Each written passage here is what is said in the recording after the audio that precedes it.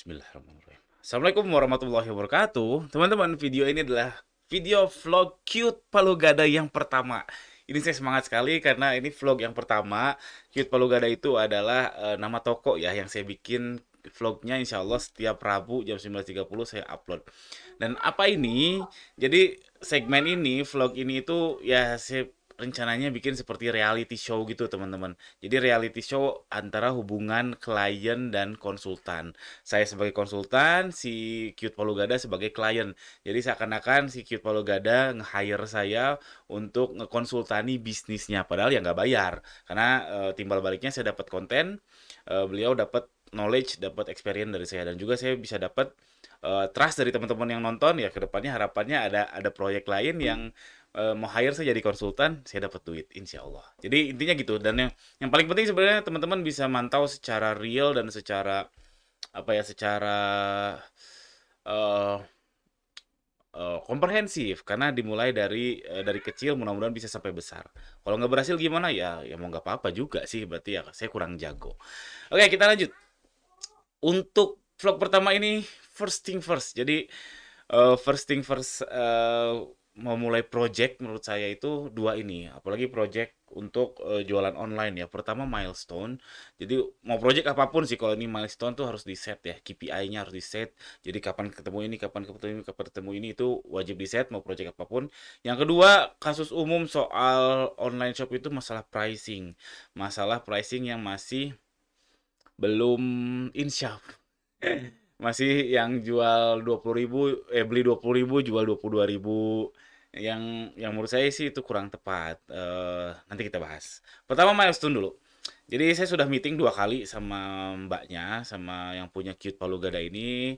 Eh, Beliau lokasinya di Malang. Jadi sudah meeting dua kali dan hasilnya kita, bukan kita ya, mbaknya set goalsnya project ini tuh seperti ini. Pertama, toko dia tuh pengen sehat tanpa penalti karena sekarang tokonya tuh kena penalti. Kenapa kena penalti? Karena ceritanya itu sebenarnya panjang ya ceritanya. Saya juga bingung nyeritainnya. Yang intinya karena dia nih nyetoknya cuma dikit dan suppliernya banyak dari mana-mana sehingga untuk pemenuhan cepat itu nggak berhasil di Shopee-nya. Jadinya ya itu ngirimnya lambat lah, terus suppliernya juga nggak bisa kirim dari eh, apa apa nomor resi kita dan lain sebagainya, nggak bisa dropship. Jadi pokoknya sih tokonya yang Shopee-nya itu kena penalti. Jadi dia berharap sehat no penalti. Dan ini masalahnya adalah ya masalah vendor ya. Saya lihat masalah vendornya karena bisnis yang sehat vendor juga harus sehat. Alias sebenarnya teorinya bisnis yang sehat tuh harus di lingkungan yang sehat, bukan hanya vendor yang sehat ya, tapi karyawannya juga sehat, nggak toksik, vendornya juga sehat, iklim investasinya sehat, dan seterusnya. Yang paling terdekat ya bisnis ya karyawan dan vendor. Nah, Simbanya ini kan masih Superman, berarti ya vendornya juga harus, berarti ya sekarang tinggal vendornya harus sehat. Lalu harapannya lagi dapat konversi naik jadi 1%, saat ini existingnya 0,9% apa ya? 0,9%. Ini saya mau login tapi minta OTP. Gak bisa kasih lihat, mohon maaf. Saya udah request, kayaknya Simbanya belum buka HP. Jadinya konversinya ini 0,9%. Dia berharap dapat 1%, lalu naik ke 2%, lalu trafficnya naikin. Sebenarnya ini apa ya? Apa? Ripple effect apa? Ini sebenarnya muter-muter sih, jadi nggak bisa seri kayak gini, nggak bisa konversi dulu 1%, kalau terus naik 2%, baru naikin traffic, enggak. Jadi ketika naikin konversi, otomatis traffic akan naik, jadinya dia muter-muter sih sebetulnya. Nah, dan di ujungnya, entah itu apa di tengah-tengahnya, di ujungnya beliau ini berharap dapat profit bersih 10 juta per bulan. Harapan beliau 10 juta per bulan profit bersih dalam 1 tahun. Wow, menantang. Dan existingnya sekarang seberapa? Kata dia, sekarang tuh sekitar 800 ribuan per bulan profit bersihnya. Dia masih sendiri. Masih sendiri 800 ribu per bulan. Masih sendiri, belum ngitung gajinya sendiri, 800 ribu per bulan kecil banget. Karena ya gaji untuk hidup, ya hidup di kota, dia di Malang ya. Malang taraf apa ya? Kebutuhan hidupnya gede nggak ya? Kalau Jogja kan, mohon maaf, Jogja kan termasuk yang murah ya. Kalau Jakarta kan mahal banget. Kalau Malang saya nggak tahu. Cuman ya feeling saya 800 ribu per bulan itu masih kecil banget, masih kecil banget. Jadi ini insya Allah kita akan gapai menuju sini. Jadi jelas tiap nanti konsultasi saya sama beliau, jelas kita arahnya ke sini. Nah, apakah mungkin? Yes, insya Allah setelah saya timang-timang, setelah pikir-pikir, apakah 10 juta per bulan profit bersih akan tercapai dalam 1 tahun? Yes, insya Allah bisa. Dengan catatan, kenapa saya mikirnya ini insya Allah bisa? Jadi meski si mbaknya Superman, jadi si mbaknya ini masih Superman, dia belum punya karyawan, dia full time. Nah, ini penting. Kalau dia part time sambil kerja sama yang lain, sambil kerja di perusahaan lain, itu akan susah. Tapi kalau dia Superman tapi full time, dia insya Allah bisa nafasnya panjang lah, nafasnya kuat untuk bisnis. Dan memang ternyata betul, ternyata beliau ini udah bisnis sejak lama, sejak mahasiswa. Cuman ya naik turun naik turun naik turun sempat bisnis yang lain sempat punya 3 karyawan terus turun lagi sekarang mulai lagi yaitu bukan bisnis pertama ya ini saya yakin lah ketika karena ketika semua pebisnis sukses di buku yang saya baca itu bukan bisnis yang pertama katanya gitu ya tapi itu teori ya. Jadi Mbaknya berpengalaman, si Cute Palu Gada ini bukan bisnis yang pertama, tapi ya memang belum mencuat betul. Ditambah dengan experience saya yang insya Allah ya mudah-mudahan bisa dipadukan dan bisa ngeboost si Cute Palu Gada ini menjadi 10 juta per bulan di profit. Amin. Jadi saya optimis sih, optimis insya Allah bisa. Lalu selanjutnya, nah pricing of pricing inilah yang biasanya jadi masalah di seller yang masih kecil, seller newbie dan lain sebagainya karena pricingnya masih salah. Saya bukan berarti nyuruh teman-teman jual mahal, tapi setidaknya teman-teman paham bagaimana nentuin pricing yang benar. Jadi teman-teman harus punya cost structure. Jadi si mbaknya pun saya ajarkan, saya bukan ajarkan ya, saya kasih tahu soal si cost structure ini. Jadi ini ya berarti gedung ya. Ini biasanya disebut pricing apa? Price structure ya. Ya sama aja sih sebetulnya. Ini ibaratnya gedung adalah produk Anda. Yang paling atas ini kan harga database. Jadi harga database yang kita upload di marketplace katakanlah harganya 1 juta. Lalu ada diskon, biasa marketplace minta diskon, voucher dan sebagainya. Di bawahnya ada harga coret. Ada harga coret.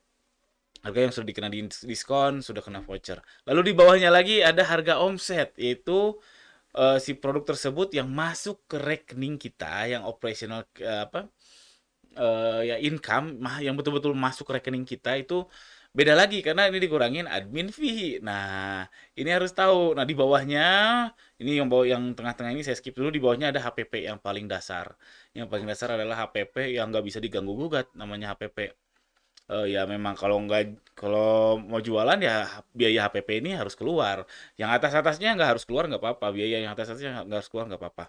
Nah yang jadi sering salah itu adalah di antara harga omset dan HPP ini di antara ini dan biasanya disebut dengan overhead ya overheadnya. Jadi overheadnya biasanya seller yang baru itu masih salah. Pertama gajinya nggak dihitung gaji dari nentuin pricing, nggak dihitung operasional, nggak dihitung marketing. Dan itu jadinya pricingnya terlalu murah dan itu jadinya nggak sehat angka pricingnya. Jadi harusnya hitungnya benar dulu. Jadi nggak harus real. Misalkan contoh kasus si Mbak Cute Pologada ini, dia bilang dia belum ngambil gaji, belum ngegaji diri sendiri dari produknya. Jadi kenapa harus ada komponen gaji di pricing. Ya memang betul, nggak apa-apa kalau kalau memang saat ini merasa belum belum layak ngambil gaji ya nggak apa-apa, tapi tetap harus dihitung agar kita tahu hitungan yang benar, agar kita tahu hitungan harga yang benar. Jadi gaji wajib dihitung, operasional wajib dihitung, marketing. Nah, si mbaknya ini masukin budget marketing menurut saya terlalu rendah yaitu 10 kurang dari 10% apa. Nah, ini kalau misalkan baru mulai, angka-angka ini pakai benchmark aja teman-teman, pakai benchmark industri. Kalau retail itu gaji itu sekitar 15%. Lalu operasional itu sekitar 10% dari omset. Lalu marketing itu, nah karena ini di Shopee, apa? Kita akan fokus dulu di Shopee. Itu marketing itu untuk kosmetik saya sudah cek itu di angka ROAS 5 sampai 7. Artinya sekitar 20 sampai 20% sampai 7 ya 20%-an lah, 20%-an. Nah, ini harus dihitung teman-teman, harus dihitung sehingga teman-teman tahu mana yang benar. Nah, hati-hati juga angka persentase ini terhadap harga omset. Terhadap omset yang masuk ya harga benchmark tersebut. Sedang enggak terhadap harga coret apalagi terhadap harga database karena ini tiga hal yang berbeda.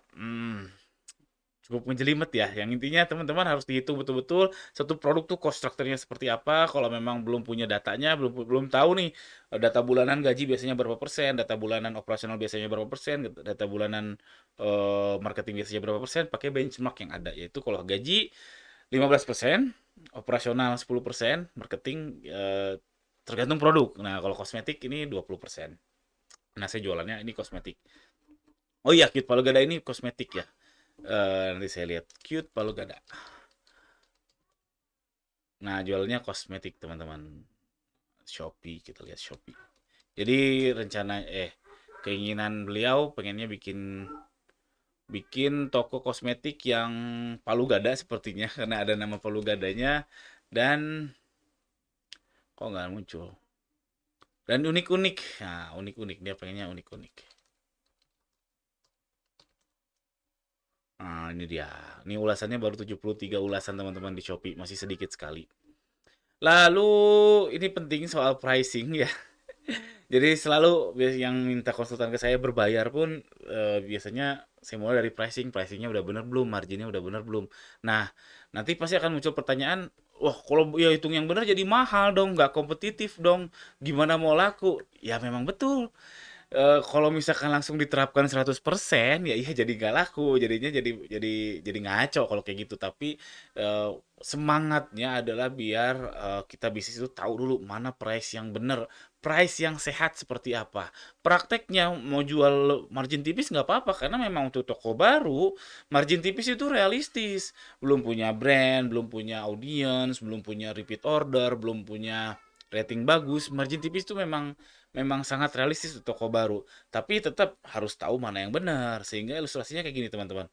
Misalkan ini baru mulai nih, terus ini yang atas ini adalah pricing yang benar untuk semua produknya dari A sampai Z lah katakan. Terus prakteknya jualnya tetap di bawah harga itu ya nggak masalah. Yang penting Anda sudah tahu bahwa Anda sekarang lagi melakukan pricing yang salah. Nanti lambat laun naik naik naik naik sehingga muncul seperti ini. Jadi ketika ada produk A, B, C, D sampai Z, ini ada yang di bawah harga sehat, ada yang di atas harga sehat sehingga secara umum jadinya sehat. Nah, itu harapannya. Jadi intinya adalah mindset bahwa oh tahu saya sekarang jualan dengan harga yang masih belum tepat. Karena kasus di lapangan banyaknya itu jualan marginnya terlalu tipis, terus uangnya kemana ya? Ini paket ada ribuan, ada ratusan per hari, tapi uangnya kemana ya? Itu karena ternyata pricingnya nggak sehat. Jualan di pricing yang nggak sehat. Jadi harus tahu dulu pricing sehatnya tuh berapa. Nih angka garis yang lurus ini.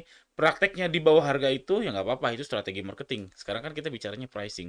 Nanti ke depannya harapannya ya ada yang di bawah nggak apa-apa, tapi terus ada yang di atas. Atau kalau rata rata jarang terjadi ya. Kalau karena saya pun ada yang di harga jualnya ada yang di bawah harga sehat, ada yang di atas harga sehat. Jadinya subsidi silang, seperti subsidi silang. Oke, itu aja vlog pertama ini menarik sekali. 13 menit saya mencoba memapatkan apa yang terjadi tapi susah juga. Nextnya mungkin kita akan praktek soal pricing ya. Saya lagi udah menyarankan itu ke Simbanya. Kita lihat nanti hasil eksekusi dari Simbanya gimana ngitung pricingnya. Sekian aja, jangan lupa subscribe. Mudah-mudahan ada manfaatnya video ini. Terima kasih yang sudah nonton sampai akhir. Terima kasih banyak. Assalamualaikum warahmatullahi wabarakatuh.